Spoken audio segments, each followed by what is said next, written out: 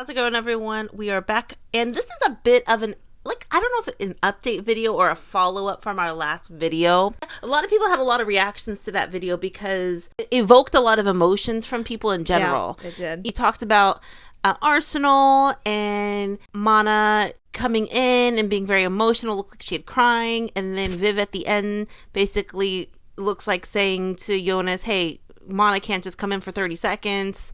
And a lot of people left comments. Like, so many people left so many insightful and thoughtful comments, but very insightful, what they thought. They were great. So many great comments. But we do have a bit of an update. So when we published that video, we were kind of late on that video. We published it on Thursday and it had happened on Sunday.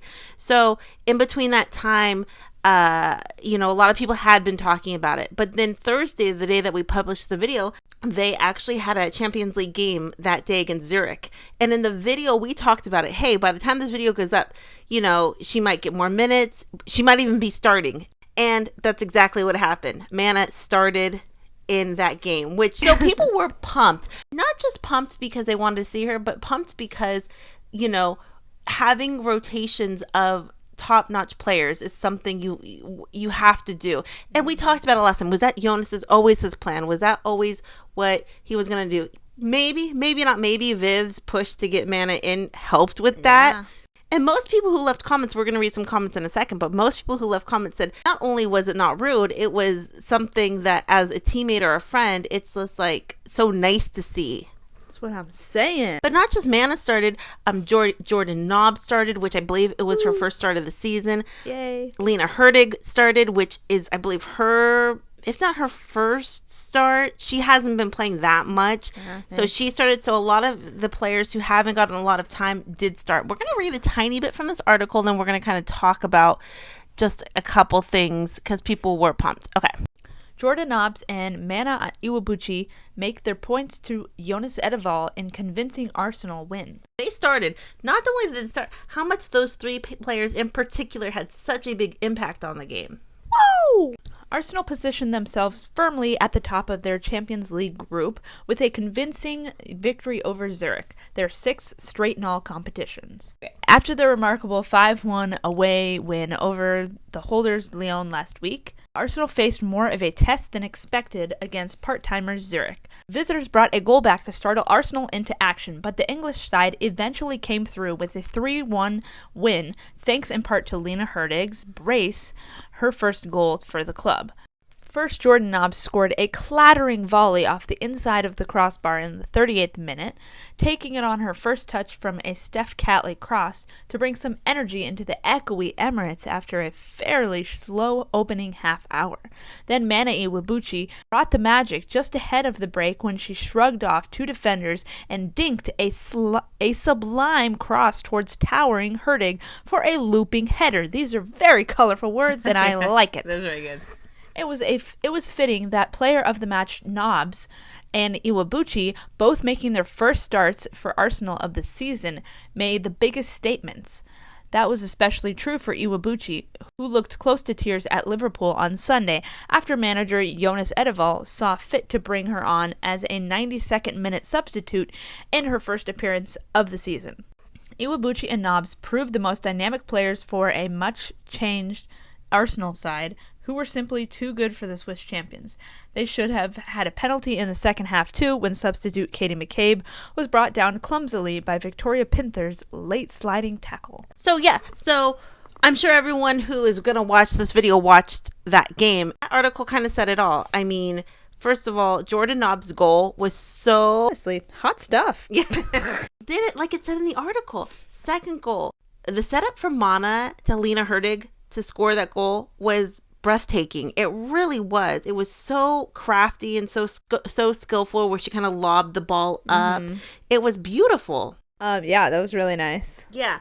And it was such a change because after they scored the goal and Mana was so happy, so excited, smiling, pumped and the opposite than she was last week. Very upset, very sad. So to see her actually looking so happy and pumped, it almost brought a tear to my eye. Yeah. It was so nice to see her happy. Obviously they're scoring and they're winning, but she's really proving her point. Not so much she expects to start every game, but to have more playing time. That's all some of these players want. These players who are top notch need to have playing time. I don't think anyone can disagree. And since Mana hadn't had any playing time, I think every comment in our comment section at least said it was disrespectful for her not to get some playing time.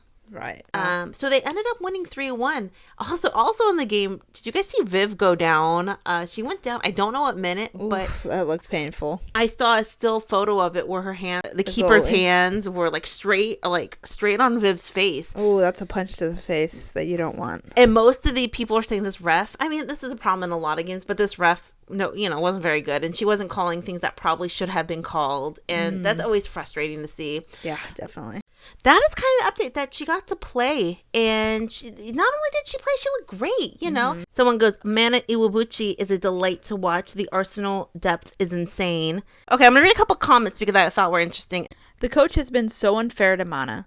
I always said it in my mind that what she's done not to even get any chance to play. As good as Mana is, I don't think she doesn't deserve to play. Watching Miedema's recent games, she feels unmotivated too. I was about to cry while watching Mana during that substitution against Liverpool. She should just move on to another club if she's not needed in the squad again, but it would be a great loss. Yeah, so someone right there was kind of like me, very emotional watching Mana get emotional, you know what I mean? Yeah, even me, and I don't get emotional. Yeah, exactly. Secretly I do. And then actually someone left a comment. To call Iwabuchi world champion 2011 on the pitch for only 1 minute is lack of respect by the coach. She is not a rookie. Far better not to call her. Yeah, and I saw a few comments like that saying the problem wasn't necessarily subbing in someone for the last minute or two. That's pretty common, The problem was that they usually call in a young player or a fringe player for those 2-minute substitutions or at the very end, not a World Cup champion player like Mana, you know what I mean? And so that was kind of shocking to see. That was kind of disrespectful, and most people agreed with that. That wasn't the right person to call at that point, There is good reasons for strategic near end of the game substitution, but as a coach, you would normally choose a junior or a real fringe player. Although no game time for Mana for a while now, she definitely isn't a fringe player, as she could easily step in to any of the midfielder roles in a heartbeat. A little disrespectful, I believe. I doubt Viv would have given any thought about the cameras when speaking to Jonas, and I don't believe it was wrong, as she is a leader in the team. I agree. There could also be a possibility of a visa issue, because she is obviously an import for a reason, and if you aren't getting on the pitch, then you aren't justifying your visa status. Therefore, she could get deported, maybe. That could be what Viv meant by saying that she can't stay if she doesn't play. Not 100% sure on that, but just a thought. I hope Mana gets more game time, because she is like a little magician, similar to Santi Cazorla. Yeah, and I forgot that part was in this comment, but the first part was that, usually it's a fringe player they call on. Second part of that comment was most people did not think it was inappropriate for Viv to say that right then and there. Most people thought, no, sticking up for your teammate. But the third part of that comment was interesting about, there is a lot of rules when it comes to international players and visas and everything. There is a lot of rules. And so could that be part of it? Who knows? It might be, it might not. Or a lot of rules. Oh, someone says right here, I love Viv sticking up for her friend and teammate. Yeah, I saw, and it said not disrespectful at all. What is disrespectful is Jonas not playing Mana and Nobbs more. And i.e. even an Arsenal fan. That's pretty funny. Going from Mana not playing and coming in for 30 seconds to playing, starting, having a real impact on the team.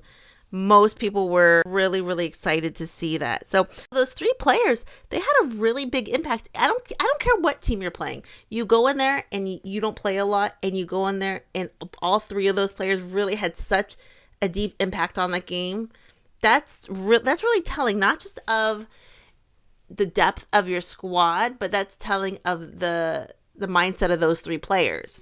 And not just that, it's kind of like they go in there and they have a bad game. Oh, Jonas looks, this is power to not bringing them in more is even greater. You know what I mean?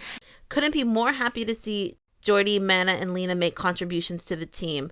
Then someone says, what a great start. Mana magic, Nobbsy, and Lina's debut goal. So happy to see Mana and Jordan on the pitch. Mana's assist was fire. So it was so exciting to see after what happened on the Sunday's game, to see them really produce. But where does this leave Jonas for the games upcoming? Is he going to rotate more because they're proving themselves?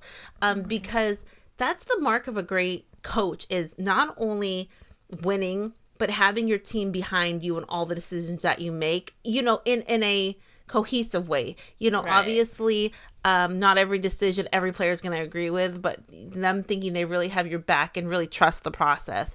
Having that support, because I know, like, a lot of people said Viv going up to him and them having an open line of communication is so important, but maybe that's part of it. Maybe that is part of them saying, I'm going to go up to you and I'm not happy about something. But I think most people want to see Mana and more. Most people want to see Jordan and more. And a lot of the players that haven't been able to prove themselves. And also, Viv did kind of look beat up. She had something wrong with her hand, something on her hand. I saw a comment she got punched. She got punched. Like, she kind of looked beat up at the end of the game. So someone did make a good point that if Mana doesn't play, I believe she's still on her Japanese national team. You know, she needs to get minutes in before the World Cup for next year. So yeah, that's another reason why she needs to be playing. I mean, a lot of people said if it's not going to work out, to loan her out to a team in January, that she will get a starting position every game. And maybe that's still a conversation. For sure. We will see. But I'm excited. They won 3-1. And yeah, that's just kind of a quick update. I'm sure everyone saw the game. Questions, comments down below. What did everyone think? Yeah, we will be back soon. Questions, comments down below. We'll talk to everyone later. Have a great night. Bye. Bye.